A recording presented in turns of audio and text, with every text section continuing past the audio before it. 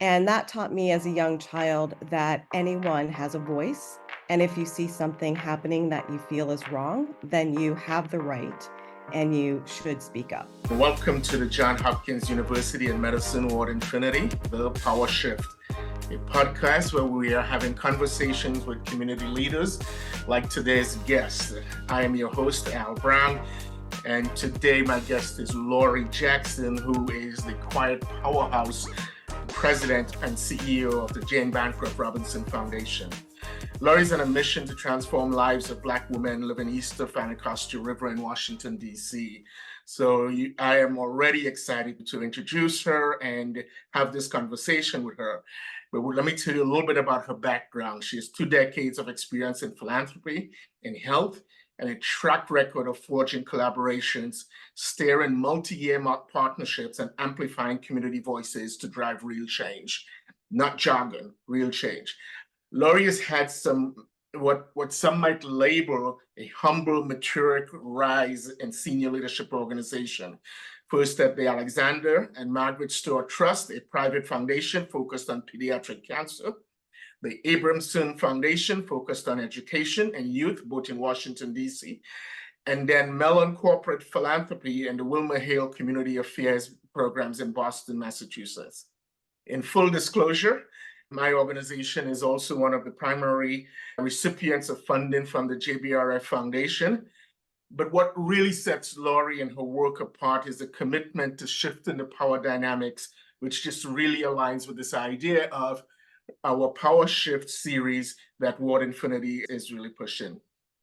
Under her leadership, the Jane Bancroft Foundation has launched a groundbreaking Black Women Thriving East of the River initiative, and we'll hear some about that today.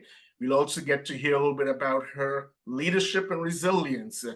Lori, welcome to the podcast, and pleased to have your time and have your voice here today. Thank you, Al. So glad to be here this morning with you. Let's jump right in. You shared with me earlier what I think is a really powerful anecdote of your childhood. It really exemplifies your approach to work today, and it has to do with an experience that your mother had and how she demonstrated your values and how you demonstrated values can be shared based on how you treat people. Can you talk a little bit about that grocery experience and what it has meant for you through your development, your leadership style? Yes, thank you for bringing that up. I love to talk about my mother. She is deceased a few years now, so it's always great to talk about her legacy. When I was a young child, we lived in the Black section of Reading, Pennsylvania, and the grocery store in our neighborhood was Acme. And oftentimes we'd go after work. My mom was a working mom. She'd pick me up from school. We'd go to the Acme and we'd get groceries for dinner, just like any other family. And oftentimes there were 20 people deep and only one cash register open. And my mom was the type of person who lived her values and behaved her values. And she saw the injustice in this because if you went to the grocery store on the other side of town where it was predominantly white, this never happened. So one day we were at the Acme, she asked for the manager. She told the manager that this was wrong and that he needed to open up other cash registers. And then because she is polite and respectful, but also direct and firm, he understood her point, opened up cash registers, and everyone was thanking and grateful to her. And that taught me as a young child that anyone has a voice. And if you see something happening that you feel is wrong, then you have the right and you should speak up. We are coming off of Women's History Month, where today is our first day of what's recognized as Minority Health Month. Yeah, I think that story just blends so well and illuminates this idea of female leadership, the issues around food and nutrition that we're dealing with, and the work that's happening in Southeast DC around changing the experiences of our community. So that's really a powerful voice into what I think is now showing up in your work. But you also had some other experiences that I think adding some value to that. You had shared with me also that you were raised in a sort of a matriarch a family with a lot of aunts and sisters. Can you talk about that and how that also lended and helped shape who you are and the power that you have in your voice today? Absolutely. Yes. My father was one of 16 in Reading, Pennsylvania again, and the majority of the 16 siblings were women. And I learned early on that Black women have always been philanthropists. This was probably foreshadowing for my career moving forward, but there was always a time where someone was in need, and my aunties and my mother stepped up no matter what and provided all kinds of resources, whether they were time and companionship, whether it was financial, whether it's transportation, whether it was bringing a child in from the neighborhood. I grew up with that all of my life. In fact, many of me and my cousins always spent the summer at my grandmother's house, and we were just surrounded by love and demonstrated behavior of what it was like to give back to your community and people who were in proximity to you. And that resonates and moves forward with what we see east of the river. There are lots of formal and informal philanthropists operating east of the river to ensure that people are able to survive. And what we're doing at the Jane Bancroft Robinson Foundation is really trying to further that and ensure that Black women are able to thrive east of the river, not just survive. Pull on that thread a little bit more for me. What you're doing with East of the River and Black women thriving east of the river with that sort of specific example. How does that show up on the back of a truck in Southeast DC or in those communities?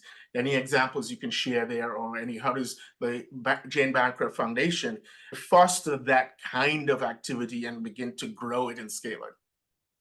Yes, I think Jane Bancroft Robinson Foundation, first and foremost, doesn't go into the community with their own answers. They actually listen to what Black women and women operating and leading organizations east of the river already know is happening east of the river.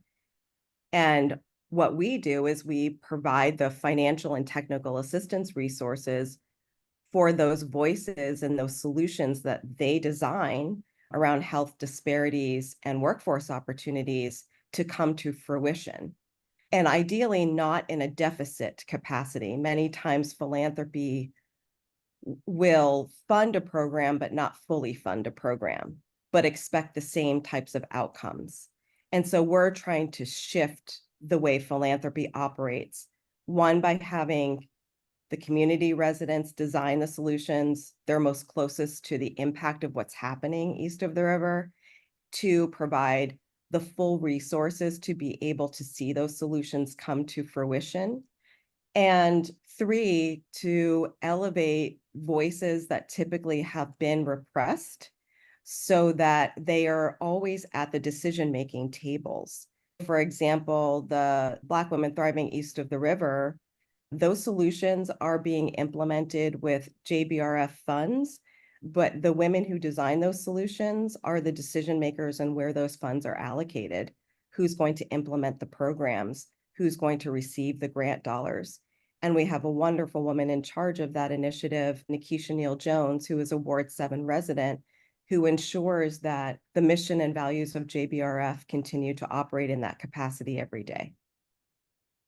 Awesome. It's the name Black Women Thriving East of the River is a little bit unique. I heard from you previously that you didn't have a consulting group come in and help and design that. Talk about that process and and why did you end up with such a name with a story behind it? We did have a facilitator. The 30 women around the table, they're nonprofit leaders operating east of the river and women with lived experience east of the river, spent 2 years through a pandemic designing solutions on how to have better cancer outcomes for Black women and also workforce opportunities. You can imagine the trust, the relationships, the companionship, the friendship that develops over 2 years with women working very hard around solutions. And towards the end, we did a communication session and decided that this needed to be a sustainable effort, and which needed a name. Many names were thrown around, and the consensus was around Black women thriving east of the river because it's so descriptive. it's intentional, it's authentic, and it's what we want our outcome to be. So we wanted to make sure that all of those things came through loud and clear.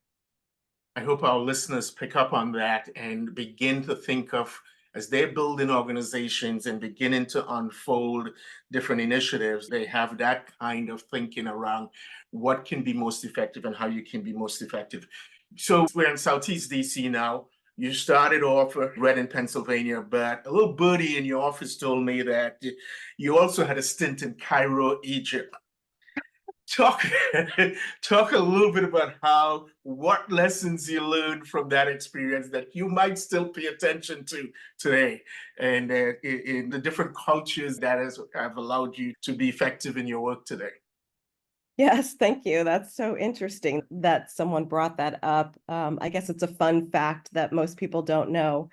I have an interesting educational background. In elementary school, I went to what's called a lab school.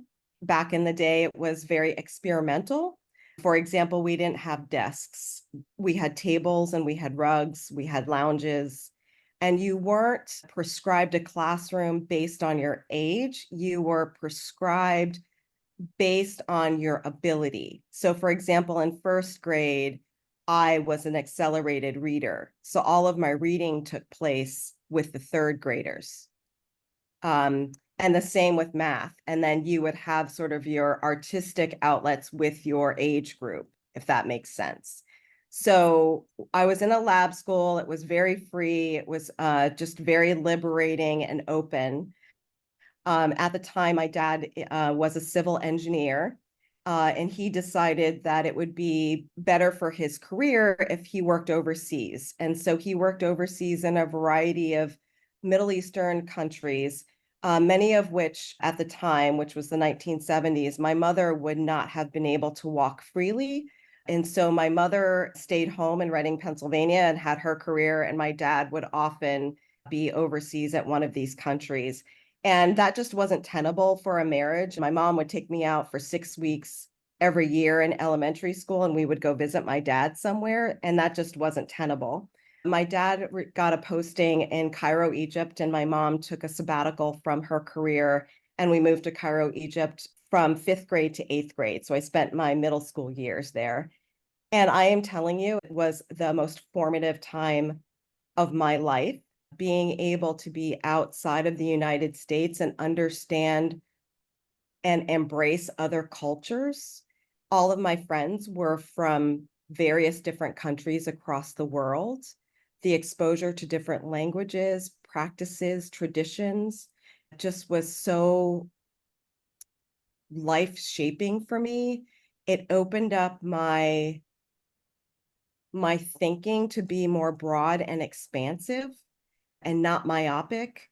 And I think it opened up me to just the enormous possibilities that are out there and the intellectual diversity that's out there that you need to embrace, especially when you're in a role that I'm in now as president and CEO. You need to be able to have those qualities. And I would say that for me, that was shaped during those formative middle school years.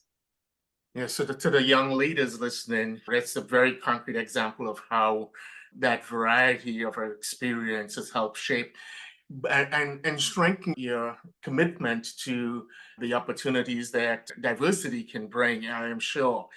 Was there a specific tool or instance that you, as you do your work today, that you remember from that experience, that you lean into, that you draw on? Is there anything that has happened that you recall that you can share with us? I would say being so new to living internationally, you really had to adapt in terms of being open and accepting of diverse cultures, people, and intellect. And I think that's so key in any sort of workplace situation that you're in, or job title that you have, or just generally in life and socially, is to embrace diversity, embrace just being open to different types of people, because we're never going to live in a time where everyone is the same like us. So you need to be open and embrace that. And I think that's what I learned the most during those years. A good lesson now for the times that we're living in and to encourage us to continue to pursue that. In one of our earlier conversations, and I quote, you said, "There's no way that I would have been president and CEO of the Jane Bancroft Robinson Foundation if I had not built my network so that at some point in my career and my life, I could ask for help and be okay with it." I remember that conversation distinctly. To the young person listening, the young leader listening to this today and in the future, talk about the importance of building that network and how consciously you did that, and provide some advice on how they go about doing that. Absolutely. I think first and foremost, you have to have very close friends.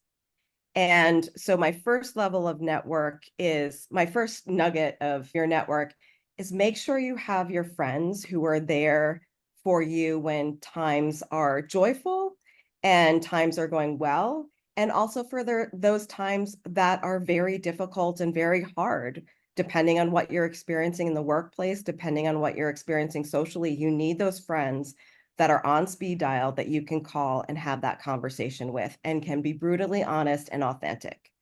Because many times we find ourselves, in particular Black women, where we're not always able to be authentic in the workplace. So you need that space with your friends and even family to be authentic and honest and real. Um, then you need to build your mentors, and your mentors can be in the workplace in your field. They could be completely outside of the workplace, but have had a lot of strong work experience or life experience, and they can continue to mentor and coach you through your trajectory and your journey. And then I would say that you need that person who is going to advocate for you when it's time for a promotion, when it's time for maybe a raise, when it's time for taking on new responsibilities at work, and convincing perhaps people who haven't been listening or paying attention to the breadth of your skill set, but who can step in and be your advocate in that space so that you can continue to grow professionally and advance your skill set as way. So there's lots of different layers of your network that you need to build. And I feel like I've been able to have that strong network, those mentors. I remember when I was working at Mellon, my boss was a mentor and I was giving a presentation to board members. And I was very young at the time, and one of the board members were not convinced about the program. And so they were peppering me with a lot of questions. And you could see my face was just had the face of frustration. And so afterwards, she pulled me aside and she said, "We're going to work on you having a poker face because this is a business. Don't take it personally. And you need to be able to, take the emotion out of it and have a poker face in order to move forward." And that was a skill set that I definitely learned. And I love her for telling me that and helping me work on that professionally because I've used that skill many times. I'm sure it has served you well. And for the young leaders listening, work in your poker face. Do your homework, do the work, but this is not personal, and the Yeah. work we have to do. So we've And heard the about. other thing, sorry, Al, just to interrupt for the young people, is the other thing, your mentors and your sponsors, you have to be open to the diversity of what that will look like. We are in a workplace where it is still very male dominated in many professions. Also, there's going to be lots of different people in roles. So I would just say make sure that you're open to the diversity that's in the workplace and who will be your mentors and sponsors, because they won't always look like you. Wonderful. Awesome. So many good, really gems, nuggets so far. I can't wait to summarize them for our audience. But I want to take that point of building your network. So I have done my homework to build my network, and I have folks that I think I can call on. I want to launch a similar initiative to what's at the core of Black Women Thriving East of the River in my community. What advice would you give for particularly building uh, an organization like that, women and people of color who face additional barriers? Can you talk a little bit about step one and step two After I think I've done my homework. I have the experience, I have the talent, I have the network reach, I believe. What's next? So to clarify, are you asking me what's next if someone wants to build an initiative like Black Women Thriving East of the River and what steps would need to be taken? Yeah. What are one of the two key steps next they need to take to do that, to build such an initiative? I would say one key step is to ensure that you're tapping into the right needs. And that requires talking to residents, community, people with lived experience in whatever neighborhood or community you're trying to launch an organization or launch an initiative.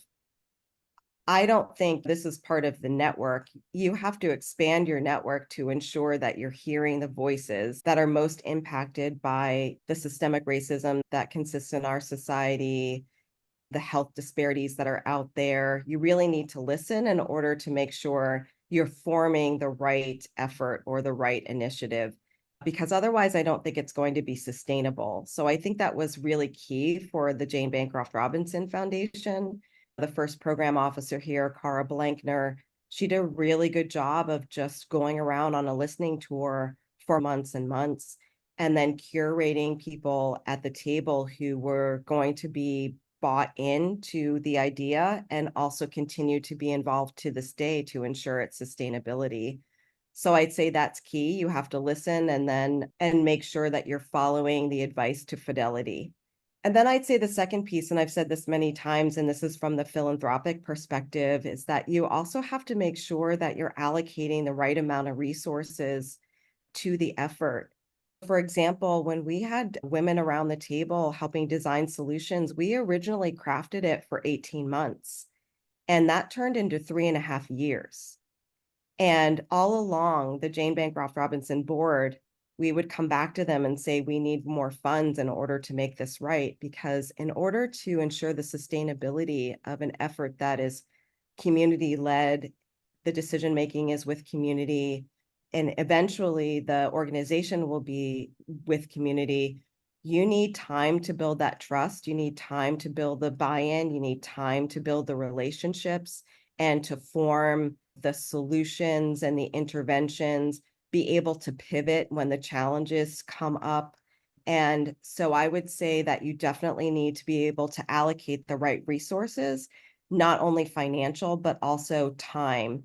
You need the flexibility to be able to navigate in what sometimes is a very gray area in order to respond to what the needs are during the iteration and during the journey of the effort. So I would say you can have a grand plan and a big picture of what you see the outcome is, but along outcomes are or should be, but along the way you need to be flexible and make sure that you allocate the resources in order to make sure that you're going to get to the outcome that you want. Wow, powerful. Now is a good time to take you back to who is Jane Bancroft and why did she create this work, for what purpose, this funding vehicle, and for what specific purpose? Jane Bancroft Robinson was a deaconess in the United Methodist Church, and she was one of the first pioneering women to provide health care to the poor. And that eventually turned into a nursing school, which eventually turned into Sibley Memorial Hospital.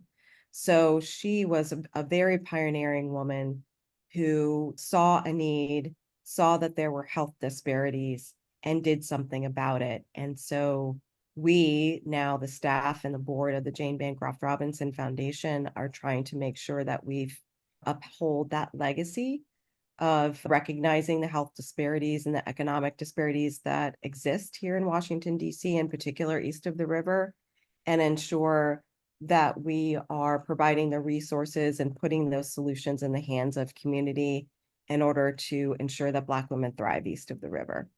Wow, this is such grounding conversation in many ways, with very clear tactical tools that the team, that our listeners can hopefully use.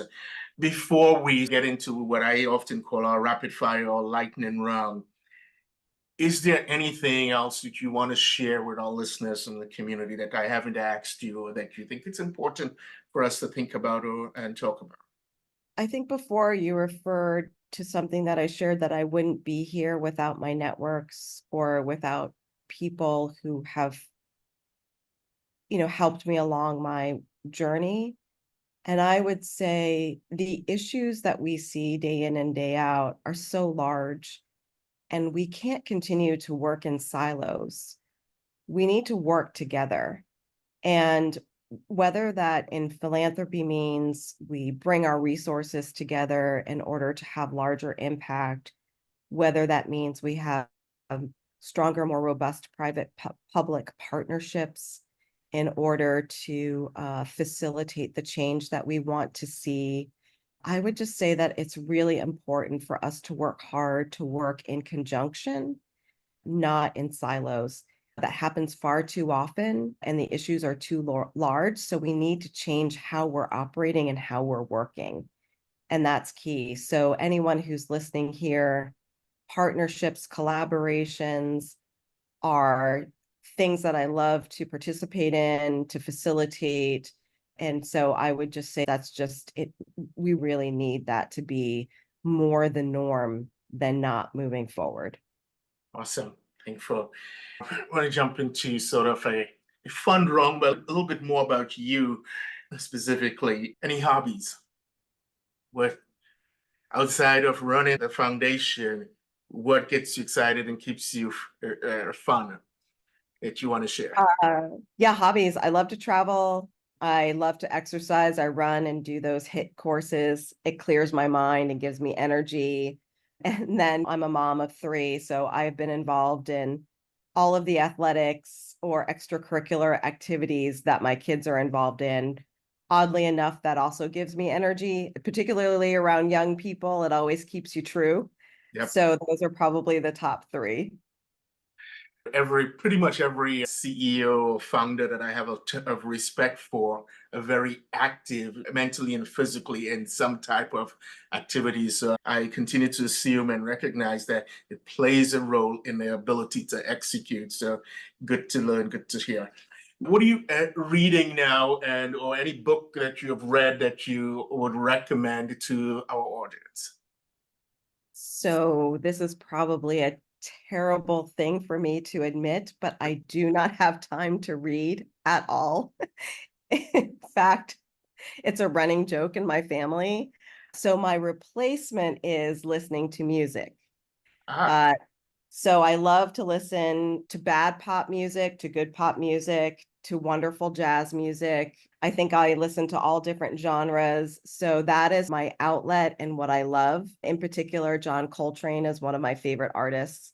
In fact, I almost named one of my sons Coltrane, but that was vetoed. But in particular, I love jazz because it has rhythm. It also has dissonance. It also is an ensemble, so you need to work together. But I think that just tells you about it's a life journey. It's just music that I think that espouses life journey. Not everything is going to be perfect and in sync, but there is a rhythm to it, and you do need to work together with other people in order to move forward during your life's journey. so true, so true. It took me right back to this weekend listening to and hearing all the commentary about Beyonce's new album, Cowboy Carter, and just so unusual. But it also took me, your comments also took me back to my now 16-year-old who 2 years ago said to me, Dad, Nicki Minaj is the queen of lyrics. And never crossed my mind that she had great lyrics or that any of these new modern rappers and singers had great lyrics. But as a result of paying attention to that and her saying that to me, I have become attuned to a lot of the words within the songs and the message that they give. You probably have seen my favorite quote from Drake. He said, we walk the same road but have on different shoes. We live in the same building but have different views. And it's those messages that come out of this music and the songs. Favorite movie Favorite movie. and why? Again, I have to laugh. So it's a movie called Reservoir Dogs. I love it for its intelligent dialogue and its character development. Those are the types of things that I look for in movies. Again, not a lot of time. I'm usually watching shows, or I actually watch a lot of sports. Basketball has been on my TV for every day now since March Madness. So I do watch a lot of sports, but I'd say my favorite movie is Reservoir Dogs. So those Reservoir of you Dogs. listening, if you haven't heard it, it's old, but look it up. It's a good one. Never have heard it and watched it. I've got to go back and look at it again. It's been a while. Love to learn more about that. Any favorite, any tool, any resource that you recently discovered, purchased, work for personal life that you want to share with us? There's a professional one and then there's a fun one. So I've recently started trying to get more comfortable with AI. And so I've been taking some classes with the University of Maryland, Baltimore County around how to use AI in your work and everyday life for efficiency. Because I think those of us who are not, technically savvy or will embrace AI will be left behind. And those of us who do embrace it will be able to move forward.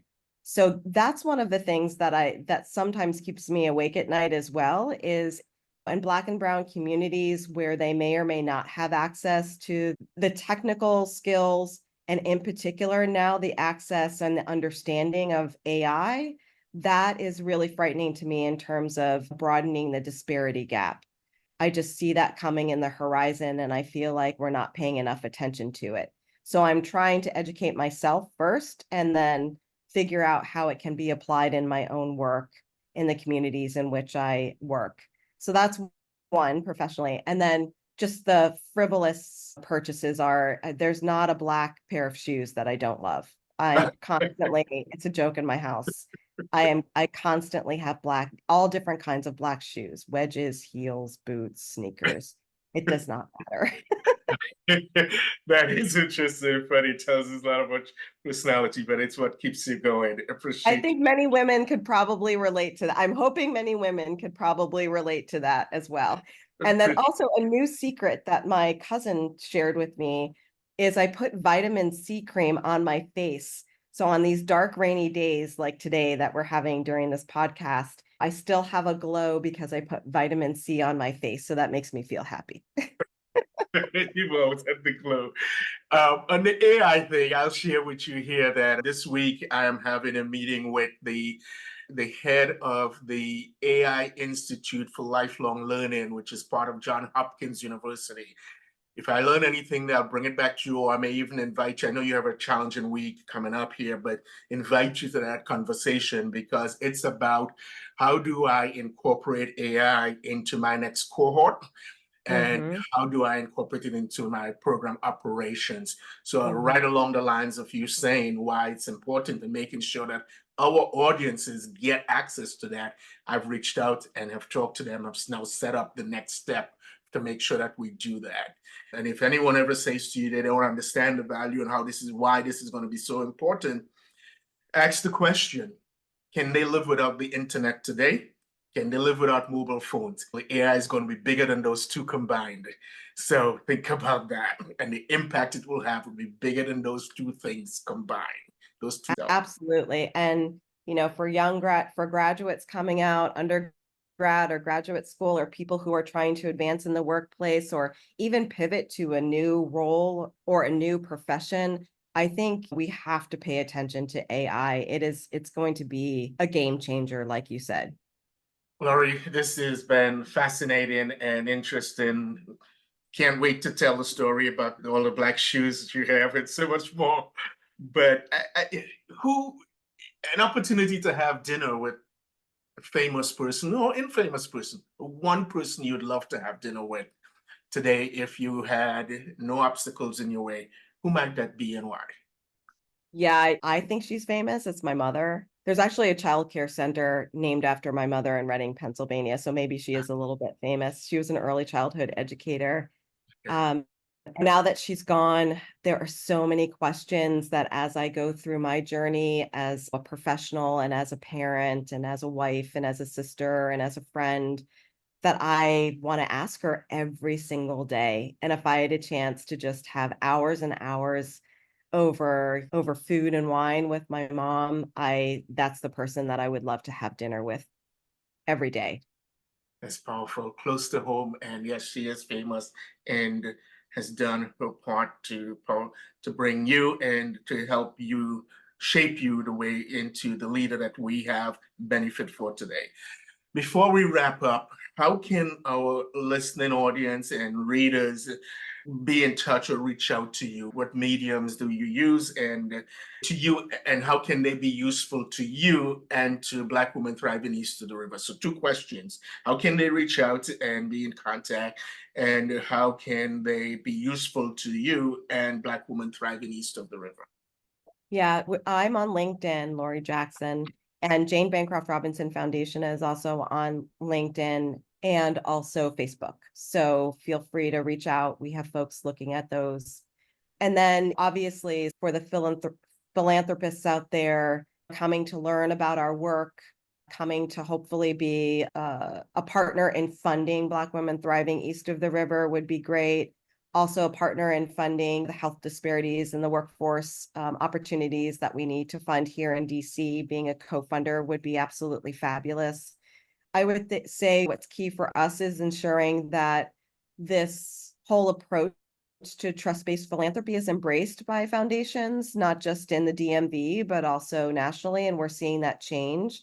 But I think it's really important for us to be able to seed CDE power and also seed SED power so that we aren't the ones making the decisions, but we're the ones who are listening and providing the resources for those solutions developed by community to come to fruition and be sustainable. So those are the two answers to your question. Hopefully I've answered them. Yes, very much. And it couldn't be a more perfect answer to talk about as part of this podcast that is titled The Power Shift, that Yes. represents how we do that. Lori, I can't thank you enough for your time, for the energy, and and the nuggets and gems that you brought to this conversation. I can't wait to share it with our audience in several formats. You continue best with the work that you're pursuing, and if there's anything else that we can do and I can do to help further that cause, please don't hesitate to reach out. So thank you again. Appreciate your time. This is great that you're doing this, Al. I can't wait to listen to the other conversations in your podcast. And Power Shift is the theme for 2024 and hopefully 2025 as well. Thank you, Amelia. Appreciate you. Thank you. Have a great rest of the day.